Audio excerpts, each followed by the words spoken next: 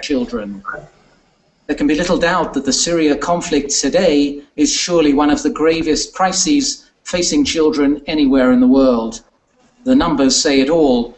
By current estimates, some 4 million children are now in need of urgent humanitarian assistance, the majority of them inside Syria itself, the remainder now living as refugees in countries around the region.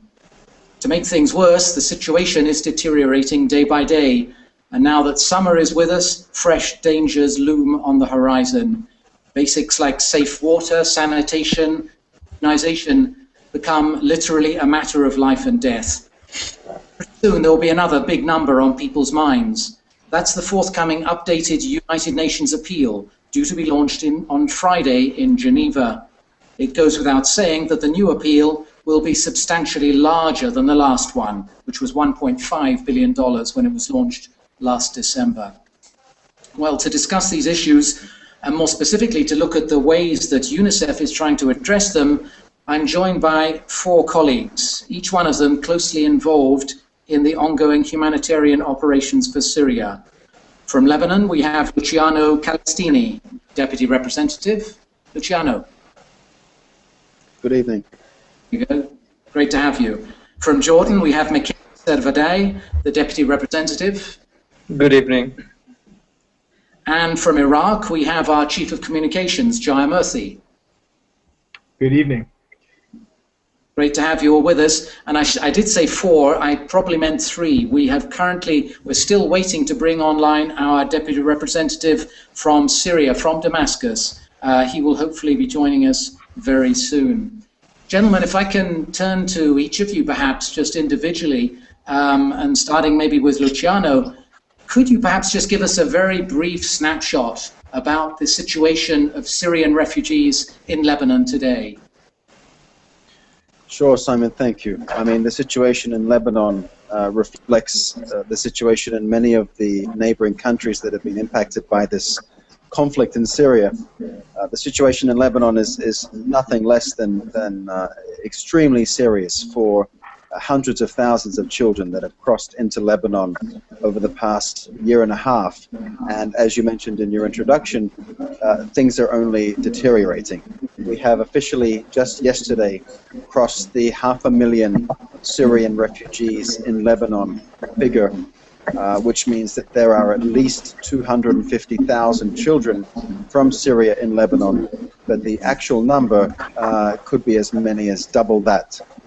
Because there are many Syrians here who are, of course, not registered with any humanitarian organization. And the situation for these children is becoming worse and worse. There are well over 150,000 who are not in school. There are many who are living in woefully inadequate shelter conditions. There are many unable to access health care. And there are many that are at increasing risk of abuse and exploitation because they have lost their protective environment due to the fact that they're wrenched from their homes and their places of origin. Lebanon has a particularly unfortunate dynamic in that it is a very small country. There are only just over 4 million people in Lebanon normally, and so the number of Syrian refugees in Lebanon currently represent anywhere between 10 to 20% of the normal Lebanese population, which even for a wealthy country is an extraordinary burden. But for Lebanon, which is by no means a wealthy country and is often referred to as a fragile state, that's an even more precarious balance that the country finds itself in. So a real challenge there, the country really struggling to cope. I imagine, Michele, that the situation in Jordan is somewhat similar. Yes, we have actually we have about 490,000 refugees as of today. And as Luciano said, most of them, with good 58% of them are children. Some of them live in camps, not the vast majority. We have a very big camp that is 120,000 people, the famous Zatari camp, as you saw in the news probably. But most of them live still in the host community. And as Luciano was saying, Jordan is also a small country. It has only 6 million people, so it has brought a big burden to the economy and also to the social factor. We have about 80,000 children that are still that are not yet in school. We have the summer season coming, which brings increased risk of diseases, especially in camp situations where the hygiene conditions are not optimal. We have increased protection concerns, including child labor, early marriage, but also sexual exploitation of the refugees, especially in the host communities. As you can understand, the economic situation of the refugees after months and months of displacement is actually worsening day after day. The government has been very open, has kept the border open, has kept the schools open, as well as the clinics. So we can't, we actually thank them for their contribution, but actually the whole international community is very stretched to respond to these big numbers. Mm. Yeah, I mean, it's a long list of problems and issues, and presumably, I mean, thinking about Iraq, though, Jaya, I mean, I think many people would not really see, we haven't heard so much, let's put it that way, about the plight of Syrian refugees there, and yet the numbers are rising quite fast, isn't that right? Yes, they are, Simon. Thanks. Basically, if we look back to the beginning of the crisis when refugees first arrived in Iraq, in January of last year, we only had around 100. And then there was a slow and steady trickle of refugees up until November, where there was around 50,000. And when we reached November, that's when we started to see a really significant increase in refugees. From November until today, basically the number of refugees has tripled. We're at currently over 150,000, and according to current arrivals trends, we basically think that the number is going to surpass 300,000 by December, in the next 6 months. So obviously this is placing a huge burden on the government. Most of these refugees are arriving in the north. There's one camp that originally had a capacity for 20,000 people, which is called Domiz Camp in the Dohuk Governorate in northwestern Iraq. But that camp is currently overstretched with double the population. There's 40,000 people. So that's stretching services, and it's expanding basically by the day. Now, if we look at the overall population of refugees in Iraq, about 3/4 are in host communities, and essential services in these communities are significantly being stretched. So we really need to see how we can respond, particularly with access to school and access to healthcare.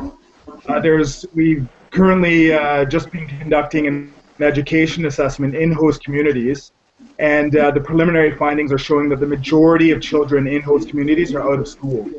So thousands of children basically are out of school in host communities. So this is really one urgent issue that we need to address immediately. Each of you have mentioned one way or the other the very particular challenge that the onset of summer has brought. Many people perhaps watching this would remember the pictures, the desperate images that people were seeing during the winter when refugee camps were awash and there was mud and really a terrible situation. Now, of course, the climate's changed. We've moved on. We're seeing soaring temperatures across the region, real problems in terms of water. And, of course, as everyone knows, this is one of the most water-scarce regions of the world. I wonder if, Michele, perhaps you can tell us a little more specifically about the situation in Zaatari camp, where you've got, I think, well over 100,000 people, and UNICEF is solely, basically responsible for providing the daily needs of water for all those people. How are we doing it? Yes, Simon, Jordan is actually the fourth most water-scarce country in the world. So as you can imagine, the level of pressure on the host community is very high. But also in the camp, we have 120,000 people, as you said, and UNICEF is providing water to all of them since July last year. At the beginning, we were reaching more than 1.5 million liters of water per day. Now we are distributing, we had to cap the provision of water to 35 liters per person per day, which is actually higher than the usual humanitarian standards, but still it's a huge undertaking. It's not only about water, but it's also an issue of sanitation. There are huge concerns about the level of hygiene in the camp because many of the refugee communities are creating their own sewage systems, unfortunately. So it's also about health and hygiene promotion throughout the camp. So we have several hundreds of teams and volunteers cleaning the camp every single day, but also spreading the messages of hygiene promotion, distributing soap, and with the coming months, actually, I mean, issues of diarrhea and increased waterborne diseases risks are around the corner. I imagine that some of these challenges ring a bell for you, Jaya. We're in the camp. We've been reading some quite worrying reports about the situation up in Domes, I think. Yeah, that's right, Simon. Basically, with the camp double its capacity, there's basically transit areas that haven't been originally planned for in terms of water and sanitation services. So as a result, we're seeing a lot of gray water and a lot of sewage, open sewage in the camp. So there's actually an urgent need to upgrade the sewage system in the camp. And similar to Jordan also, there are huge issues around hygiene promotion. Actually, cholera is endemic near to the Domes camp. We need to make sure that we're properly sensitizing the population on proper hygiene practices in order to prevent a possible outbreak in other waterborne diseases. But Luciano, in Lebanon, it's a bit different, right? There are no camps, so presumably the challenges are different in terms of water and sanitation, I mean. Yeah, that's precisely right, Simon. I mean, we do share many of the challenges that Michele and Jaya have already mentioned. The context here in Lebanon is a particular one in that there is no concentration of Syrians in any part of the country. There are Syrian refugees now in more than 1,200 locations around Lebanon, north, east, west, and south. And particularly to reach a large number of people in need with a WASH response is logistically extremely difficult, and UNICEF and all of our partners and sister agencies are struggling with how we approach this when refugee communities are in collections, in some cases as little as 15, 20 families in each location, some of them close to urban settings, some of them not close to urban settings. So we have looked at a range of different options to do this in the most efficient way we can, which involves water tracking, but also rehabilitation of existing municipal water networks, and everything in between. And this is very much a context where one size does not fit all, and a response has to be contextualized specific to each location. The number of people who are affected here, the same as in Iraq and Jordan, is vast. We are talking about essentially a 20% increase on demand for water and sanitation services because of the huge numbers of Syrians that are currently in Lebanon. And when you go specifically to what we call the tent settlements, which are the spontaneous settlements that Syrians have stopped in, where they have felt safe enough to do so, and essentially living often in open areas, there are places that are completely still unmet by any humanitarian actor, with open defecation and completely unprotected black water with children adjacent. So it is probably the most challenging part of the response in the Lebanon context is water, sanitation, and hygiene, simply because of the logistics involved, Simon. Yeah, I can see that, and I imagine that the same will be true when it came to immunization. I mean, the other big danger, of course, when you have people living in the sort of conditions they are, dangers of disease outbreaks. Measles, we know, is a big killer disease. We've heard about immunization campaigns. How does that work in Lebanon? That's actually worked quite well. We're very pleased with the relationship we have with the Ministry of Public Health, and we've been able to immunize with MOPH, with the ministry, well over 600,000 children just since January. And the reason that's different is because there are health structures that are accessible to communities all over the country. Michele mentioned the point of how open the Jordanian government has been to welcoming Syrian refugees, and the same has been true here. So those services, those public services that exist, as the country has kept its door open, those services have also kept their doors open to Syrian refugees. And it's a question of organizations like UNICEF supporting those institutional actors to make sure that those doors are able to stay open and that services remain accessible and free to those who are most vulnerable. Michele, I suppose by contrast it would be quite relatively straightforward to organize an immunization campaign in a place like Zaatari. I mean, you've got all the children, all the refugees in one place. It's just a question of lining them up and, you know, putting in the needles, no? Or is it not quite so simple? Not that easy, Simon, unfortunately. I mean, in Zaatari we were quite successful. Actually, we did an immunization campaign in the last weeks, and actually we reached more than 80,000 children. And the problem is that Jordan hadn't had cases of measles since 1994, and now we have more than 50 confirmed cases. So we had to start a campaign, but also a campaign that looked at below 30 years old, because the cases were also up to 30 years old. So that was the challenge. In Zaatari camp, it's true, the outreach was much easier, and we have many partners, so we reached a high number. It's quite difficult, though, to reach and convince people between 15 and 30 years old to get vaccinated, so that was the main challenge that we found. In the host community, we're starting a big campaign. We did one last year with about 130,000 people reached, children reached. It's mainly, we focus on measles, polio, and provision of vitamin A. And for now, for the next phase of the campaign, the target is all the northern governorates, having about 750,000 people. So again, as Luciano said, I think the main thing is that we are working together with our partners, in this case the Ministry of Health, but also UNHCR and WHO, to deliver this campaign. It's mainly in the host community. The big challenge is the targeting. So whatever is the awareness campaign, because many of these families are hard to reach, and sometimes it's also a factor of mistrust to reach the services somehow, even if they're open and they're free. So it is still quite a big challenge, but ongoing.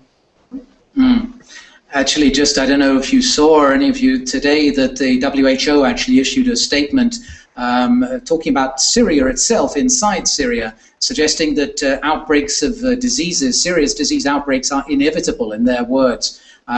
Hopefully we'll have Mark Lucet with us shortly from Damascus, and we can ask him, you know, directly to comment on that perhaps. But I wonder, Jaya, I mean, do things look as bleak as that in Iraq, or do you think that UNICEF, with the WHO and all the other agencies that we work with, and we need to emphasize, I think, all the time that we do work in close partnership, do we think that we're going to be able to keep this thing in check throughout the summer? I mean, is it in terms of infectious diseases?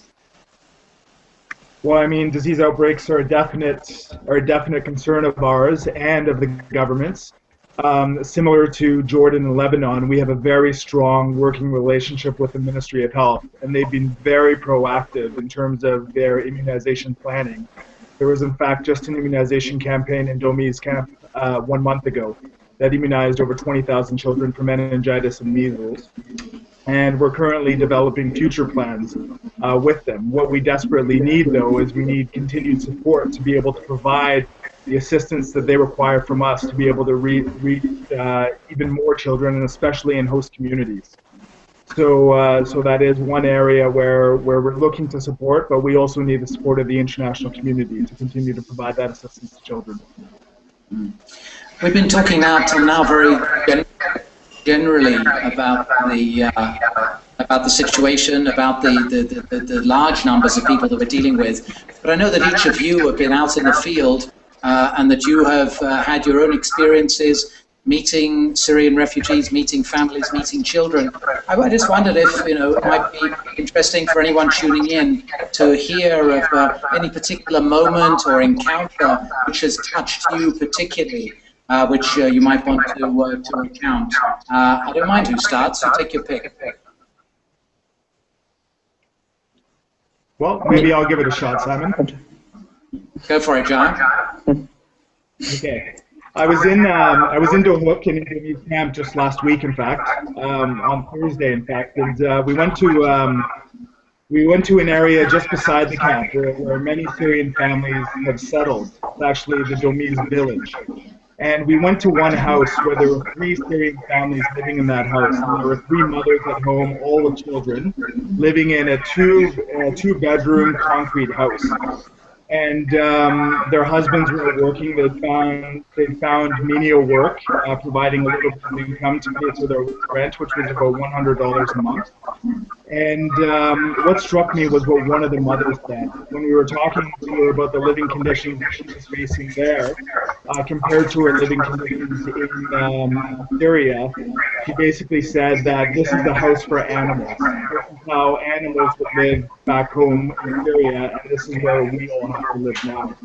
So that was a very striking and poignant comment that really struck me, just in terms of how much they've suffered and are continuing to suffer, basically. And another point she noted was that children just don't have access to school, and they just don't have access to the same services that they had in their communities back in Syria. So it was a very human testimony from her that was powerful. Michele, anything from your side? You must have seen a few sites up in Zaatari or in the host communities, perhaps. Yes, I think Zaatari has been the focus of the media, so I would like to use an example from the host community that is quite neglected, actually. When we went to the Jordan Valley, which is an area that is already poor in Jordan, we found a family that has been living there for a while, also because they chose to live there because the rent is cheaper and they can find work in the farms. There is a very high number of children in labor, and 90 to 95% are still out of school. So when we went to this family, they had many young kids, and then 2 girls of about 7 and 10 years old.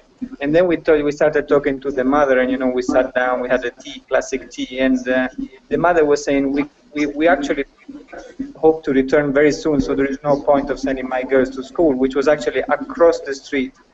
And then talking to the girls, actually, we understood how much they were eager to enroll in those schools and go back to normality. So we had actually convinced the mother and the father that it was worth, even for a few weeks or few months, to take them to school. And we went across the street and we actually enrolled them on the same day. So just to give an example of the challenges that in host communities people still face. Fantastic. And I think we've had an apparition has appeared on my screen. It looks like Mark Luce. Is that correct? Is that you, Mark?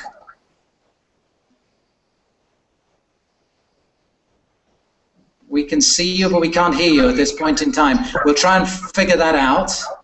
Are you there now? Mark, can you hear me? We can see your lips moving, but we can't hear you. Just while we're waiting to fix that, Luciano, anything from your side, any particular moment that you'd like to share with us in terms of, perhaps the resilience of the people affected by this crisis? Yeah, I mean, there are many families that you meet, Simon. We are in a fortunate position in Lebanon that it's such a small country, you're easily able to travel around and interact with the affected communities, many of whom are even in Beirut. But I guess just thinking back, listening to the others speak, I'm reminded of the very first family that I met, which was back in January when I arrived, and it was still very cold. And it was a family with 12 children who were living in the very extreme north of the country on a construction site, essentially, that the owner of what would be this house was allowing them to squat in. And it was a very windy day, and the plastic that they put over the windows to try and keep it out kept blowing in. And the youngest child was maybe only 3 or 4 months old.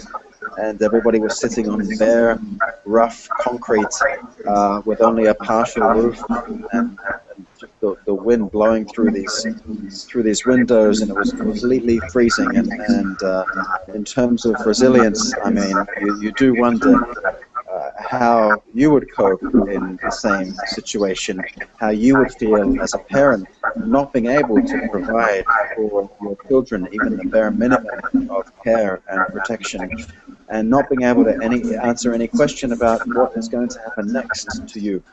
It really does. I mean, I'm a father of one young child, and it really does bring it home when you interact with a family who is just wants the same as you, and is unable to meet the most basic needs. When only 6 months earlier, this was a family living in a house in Syria with a livelihood and a family network and children who were in school, and now just has a huge question mark over their entire future.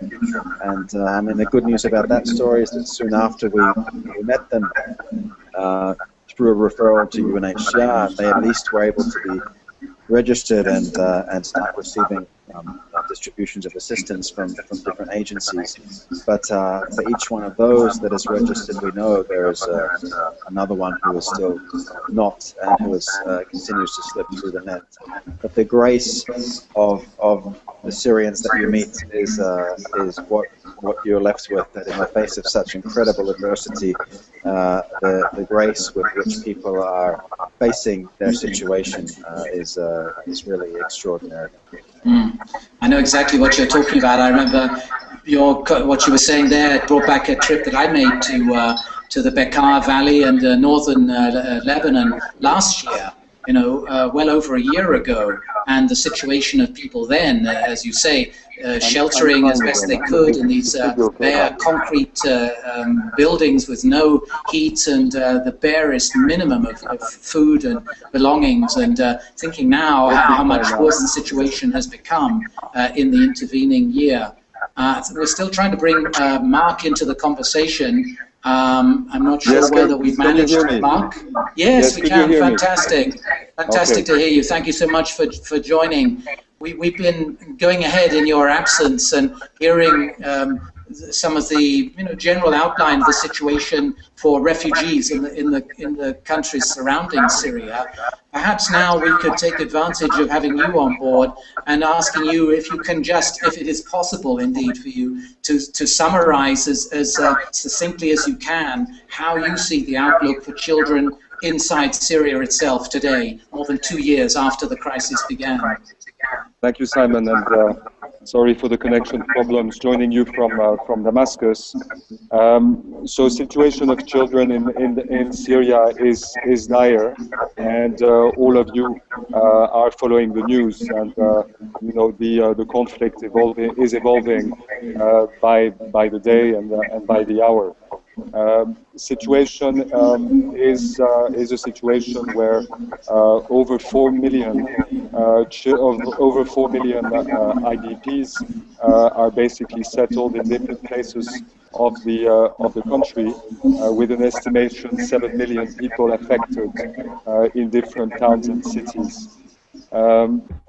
As we speak, the situation in the city of El Qusayr, next to Homs, continues to be very worrying, with a situation of open conflict, where the town of El Qusayr is basically the location of intense combat. We are, of course, established in Homs, and we have a team operating from the nearby city of Homs that is monitoring the situation. In Homs itself, combat are also continuing, and the situation of IDPs in the suburbs of Homs is also very worrying, with population basically trapped, by the combat. As the conflict continues, IDPs continue to be on the roads, mainly the really situation is bleak. Across Syria, we have the situation with the clear IDP situations there. The situation for the town is basically partly controlled by the opposition, with areas that are being shelled, and where people and civilian population continue to live. Impact of this conflict on children is massive. Education is continuing, but the impact on education over these past 2 years of conflict have been massive, with attendance rates as low as 23% in a city like Aleppo. The effect of the war on the children is immense. Their life is completely disrupted. There is no family where there is no history of people killed, of houses lost, of livelihoods also lost, of multiple displacements, and certainly of situation of trauma. Mark, I think we're having one or two difficulties with the line, but we got what you were saying, and thank you for that. I just wondered, I mean, for many people, I think would be almost quite surprised to see that that UNICEF, that the United Nations, that other agencies are actually able to function in any shape or form inside Syria, given the sort of reality that we see on our television screens, the scenes of destruction, of open combat, of warfare taking place. I presume that is because we are working alongside such a range of partners, national partners, who are really in the front line in the work that we're doing. Damascus is the place where the United Nations and UNICEF should be at the moment. We are engaged in multiple partnerships, together with government of Syria and institutions, but also with NGOs, as well as multiple partners here. We are working here as UNICEF with a team of 70 colleagues who are operating from the city of Damascus. We are also supporting colleagues who are based in the 2 UN hubs in Tartus and Homs, and we are also conducting missions across the country, including mission cross lines to ensure that support is provided throughout the country. Despite this presence, the support that we can provide is only partial. We are in a position where challenges and constraints are multiple. Security is one. Negotiating access is the other one. And limited capacity among partners is also there. However, the UNICEF has a very important role to play here, both in terms of life-saving, and this is of course related to all the support that is provided related to health, to vaccination, as well as water, but also a role in terms of support to continuation of essential services, and particularly water distribution and water purification. Today, Syria is essentially supported on UNICEF for the provision of the chemicals that are necessary by water, and UNICEF providing support when it comes to first operating water distribution country. Mark, I just want to stick with you just briefly and mention that we are receiving a few questions that have come in from people following this Hangout, and I just wanted to throw at you one which has come from Gina McNaughton. Her question is, what type of counselling or mental health services are we providing to children of Syria? She's mentioning refugees, but of course children still inside the country, children exposed to the level of violence and everything that's going on. They must be even more in need of that kind of support and mental care than children who are now refugees. Psychosocial support is an essential part of the work that we are doing. We are providing psychosocial support, first of all through the education system and through a system of school clubs, and whereby we are having a number of activities, including remedial classes, risk education, but also immediate support to children. We are also working through the Syrian Arab Red Crescent through child-friendly spaces, whether fixed or mobile, and there again, building on experience that was established in previous years, working with refugees here in Syria, but now addressing the needs of children affected by this crisis. The needs are immense once again. We believe that over 4 million people are in the immediate need of these services.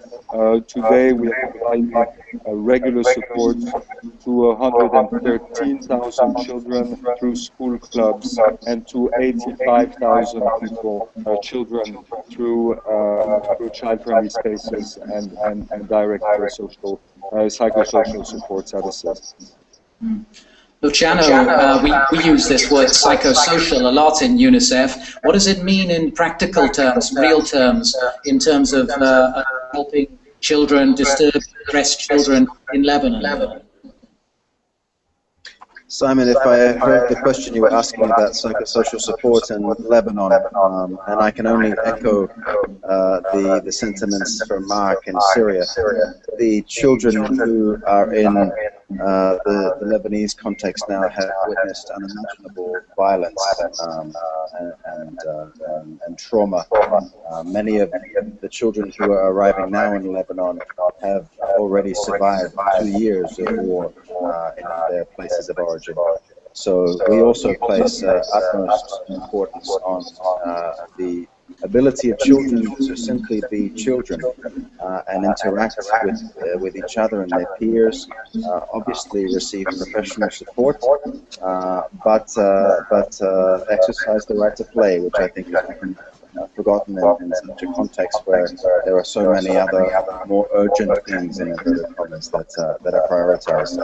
So in Lebanon, we have not reached yet the numbers that we've been able to reach in Syria. We've provided around 30,000 children with psychosocial support that have enabled them to achieve some degree of normalcy in their lives. We're on the verge of a massive scale up there, given the numbers that we're facing, and we, from next month, will be able to reach around 15,000 additional children each month through a range of different partners, NGOs who specialize in providing this kind of care, but also through government institutions around the country that have psychologists and clinical staff available to provide support. Gentlemen, we've got a little bit of howl around, reverb coming back, the sound is coming back. If I could possibly ask you please to turn off your speakers or turn down your speakers when, turn off your microphones when you're not speaking. I think that might fix the problem. Meanwhile, Michele, I mean, we've seen a lot of stories in the media about the desperate flight of children and refugees across the border from Syria into Jordan. What sort of shape are they in when they arrive in Zaatari or in Jordan? Yes, as you can imagine, Simon, the crossing of the border is really critical because there is always clashes there. So the Jordanian army and the Jordanian police gets the refugees from the very beginning and actually transport them then into Zaatari. But they stay overnight in transit areas at the border side. So whatever these children experience is very terrible, and many of them are actually coming across separated from their own relatives and parents, either because they are sent away to be saved or because they have already lost them. So when they reach the camp or the host community, they have already experienced, they have a big burden on their shoulders. It's true that children are very resilient. So as Luciano said, what we call child-friendly spaces brings many of them back to reality, back to normality. And the mere fact that they can be back to play and get some informal education is already helping. For several of them, though, what we started is also what we call level 3, more specialized psychosocial support. So for whoever child has been under profound distress. So we have good NGOs such as IMC and others that are actually providing this type of support.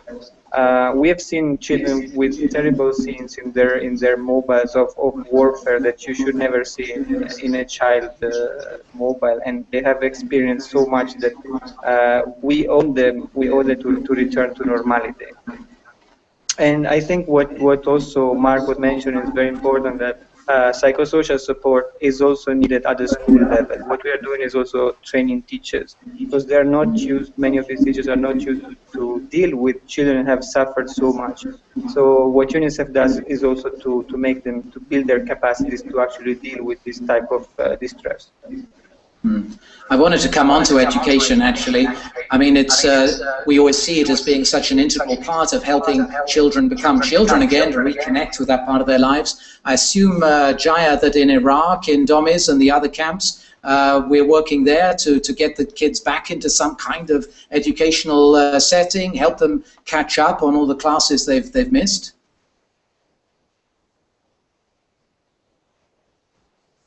Jaya, you need to switch your microphone on. Jaya. Sorry, yeah, sorry about that. Yeah. Yeah, no, that's right, Simon. There's actually there's 3 primary schools that are in Domiz camp now, we've had a role in either constructing or rehabilitating them, or providing school supplies, or training teachers, or even paying for teacher salaries in some instances. And it's really quite amazing. Again, I was just there last week, and it's quite amazing to see how happy children are to go to school. You know, when we were visiting the school, the children were just so happy to be learning, hands up, eager to respond to questions from their teachers, and clearly enjoying the educational experience. So that's always, I always say to any guests that we have that, you know, if you really want to feel uplifted and see how children are evolving and kind of regaining some sort of normalcy, it's go to a school and see a child participate in school. Now, that being said, unfortunately, the schools in the camp aren't sufficient to accommodate all children. So just walking through the camp, you do see many children that still aren't in school. So we do have needs to actually build more schools, and to try and bring those children into school as well. And often, if you just talk to children in the various pathways in the camp, you know, they'll say, I just want to go to school. I just want to go to school. So we're doing everything possible with UNHCR and with the government to try and find land to build these extra schools to ensure that all of these children have access to that vital education that they need. Mark, we've been reading over the last few months about the huge number of schools in Syria which have been damaged, destroyed, or occupied by displaced populations and so on. What sort of shape is the education system in? You did mention earlier that school attendance is down. What have we been able to do about that as ourselves, as UNICEF, and with our partners? About 20% of all schools in Syria have been destroyed or heavily damaged, or are being used as shelters. So of course you can imagine what is the impact of this on education.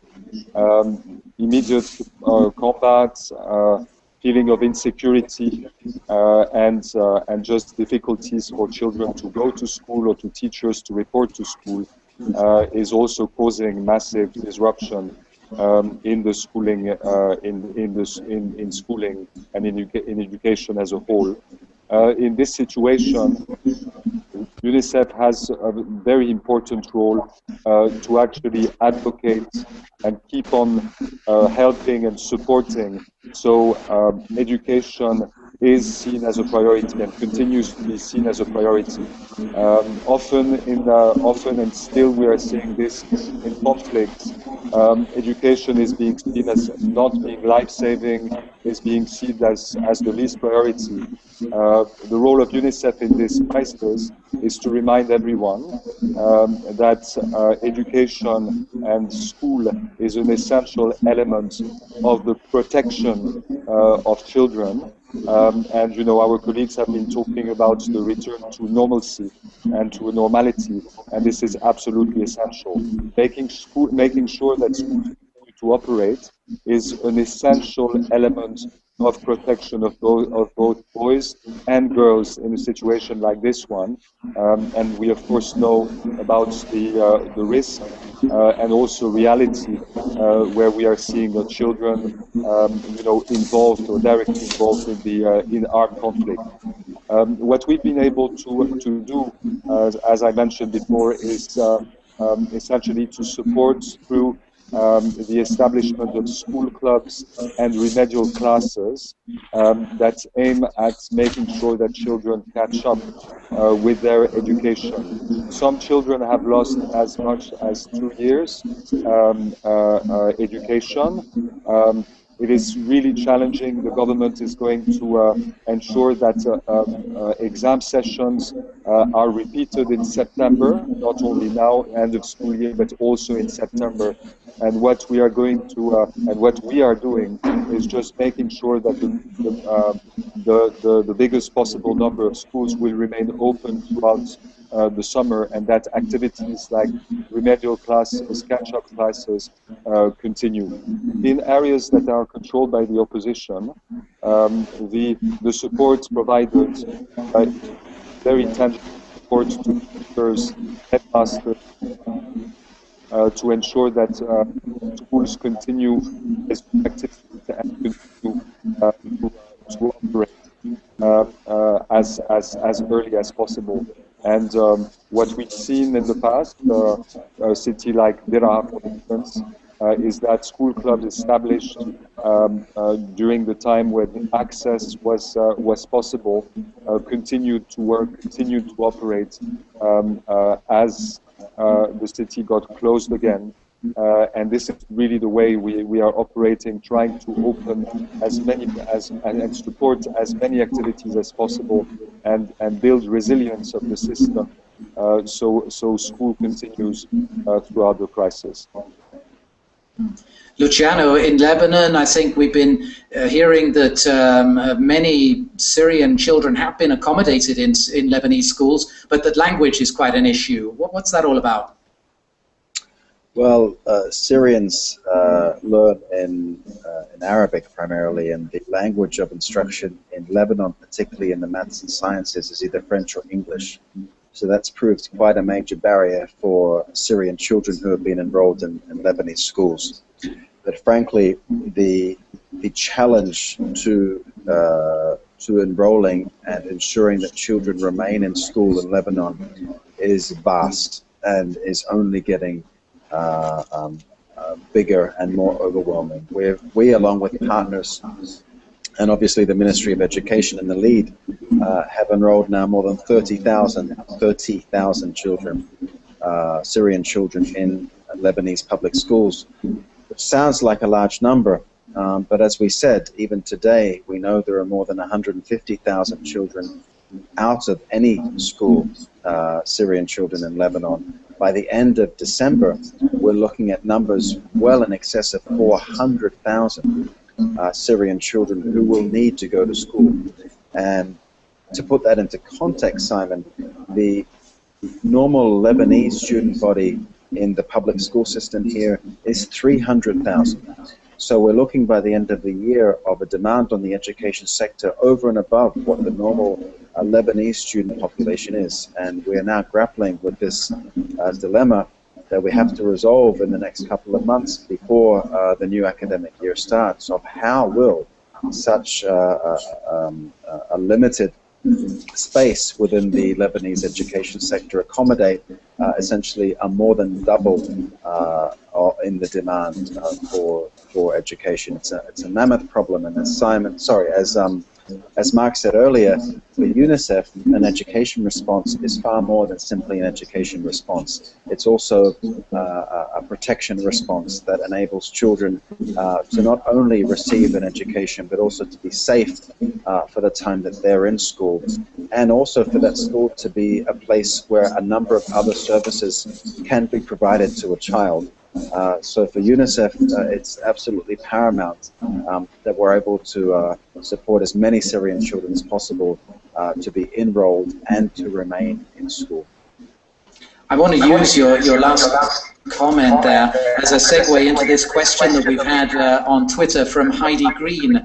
I read about Syrian child refugees sold into marriage. Do you know more of this? I wonder if, Michele, I can throw that one as you. That's a story that has been covered quite a lot in the media in connection with Jordan.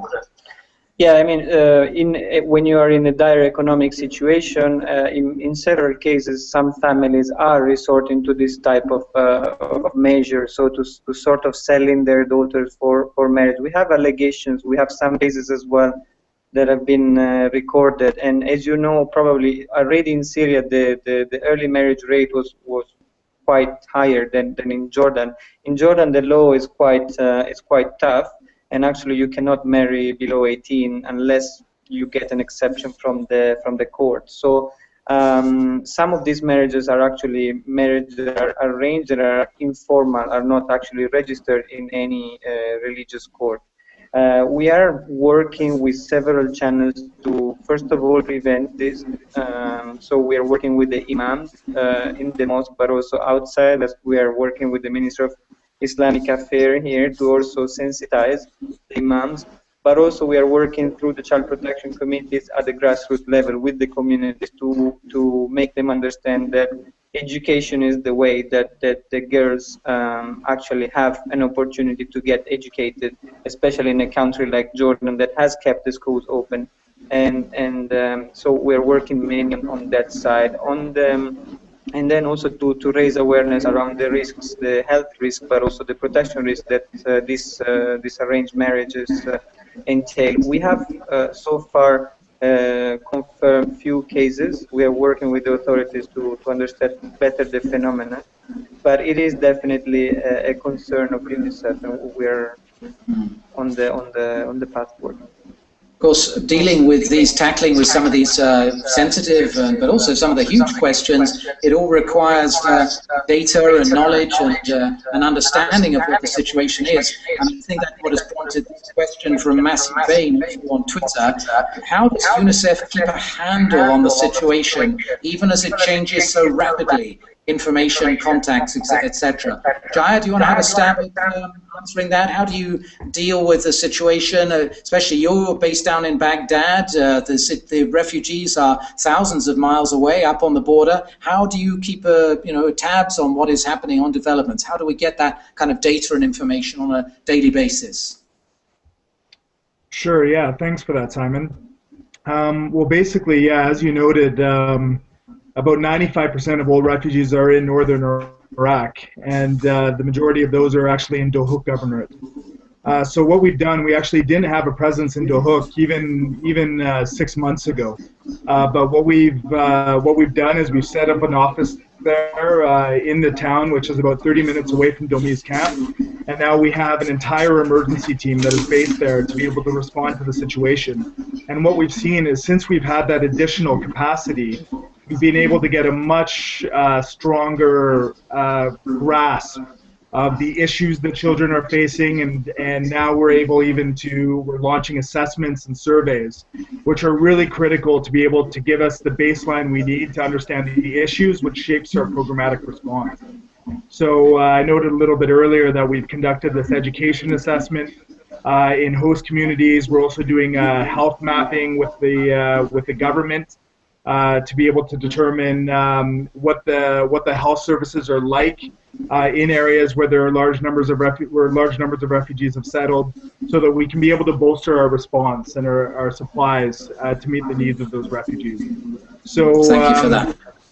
Yeah. Jaya, we're going to, sorry to cut you off, we've only got just a couple of minutes left. What I wanted to do in this sort of final moment is really to look ahead. As I said at the beginning, we've got this appeal coming out on Friday. We don't want to give the game away in terms of what exactly is in it, but I just wonder if each of you, very briefly in turn, could set out what are the biggest priorities for UNICEF, looking into the future, looking into certainly as far as up to the end of the year. What are our key priorities? Mark, let's start with you. I think something really important, is to ensure that UNICEF can actually continue to operate in an environment that is so unstable, so complicated, so difficult, and be able to, push all possible partnerships with NGOs, with civil society, with these institutions that are responsible of services that will need to stay throughout the conflict. And water distribution is absolutely essential. Summer is now on us. This region is having chronic problems of water, and the summer season is going to be a very tough one. If we are unable, to actually support the repair, the maintenance that is necessary, and for the production of safe water for all Syrians. This is something that is absolutely essential. We've talked about psychosocial support. We have targets that are very, very high. We are looking for funds to actually cover children with psychosupport. Our target is also to bring as many children as possible to schools through distance learning, through compressed and condensed curriculums. And when it comes to health, vaccination needs to continue. There is an issue with the summer coming of possible outbreak of diseases. We need to be ready with our partners to face those as well and as much as we can.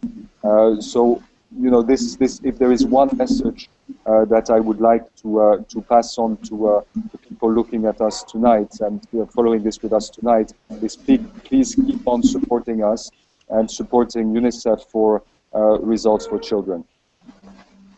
Thank you so much. Luciano, I'm going to ask you the impossible. 3 sentences, top priorities for UNICEF in Lebanon. What would you say? I would say, Simon, first and foremost is obviously that we're going to have a huge increase, if projections are correct, of the number of Syrians in Lebanon, up to a point in December where we could have 1 in 3 people in Lebanon being Syrian, if the estimations hold true. So to continue to scale up the support, not just UNICEF, but all actors, in such a way that also supports the Lebanese host communities is paramount. I would say that in 3 sentences. Thank you so much. Michele, what about you? Yes, I'll try to be brief. We have an estimate of about 1 million refugees by the end of the year, which is more than double than what we have now. So for UNICEF, the big priority is ensuring the life-saving provision of water and sanitation services in the camps is a very critical priority, as we are providing now 100% of it. And then protection services, in particular, responding to family separation, but also provision of psychosocial support that unfortunately by many is not considered life-saving, but in this case it is. And then again, providing education. I think we need to increase of 3 times the supply of education. Even if we are reaching 42,000 children, we need to especially target the youth, that is the group most neglected. So these 3 are the main priorities. Thank you so much. And Jair, how about Iraq? Thanks, Simon. Well, we're anticipating the numbers of refugees in Iraq will double by the end of the year. So what that means is our requirements are doubling as well. So, and of those requirements, basically our water and sanitation and hygiene interventions make up almost 2/3 of all of our requirements. Their water and sanitation interventions are very costly, and given the summer is coming up, that's really the most urgent area that we need to respond in. That's not to diminish the other areas, but the area of response needed for water and sanitation is the most urgent. Okay, well, thank you so much, all of you, for that. And I think, in a way, you have answered the question of Rowan on Twitter, who asked, is there anything young kids can do to help? I think that the message I would say is that everyone can do something to help, even in a very small or modest way. And they can do so by going to www.unicef.org and looking at the Donate to Syria page. And there you can find the simple means by which you can make contributions to all this vital work which is being done for the children of Syria across the region. So in the meantime, Jaya, Mark, Luciano and Michele, thank you all so much for your time and efforts this evening. Congratulations on all the great work that you're doing. Thank you everyone for joining this Google Hangout. I promise that next time we will try to be a little more gender diverse in terms of our participants. We can't have everything. We'll definitely try to do better next time. But in the meantime, from Jordan, good night.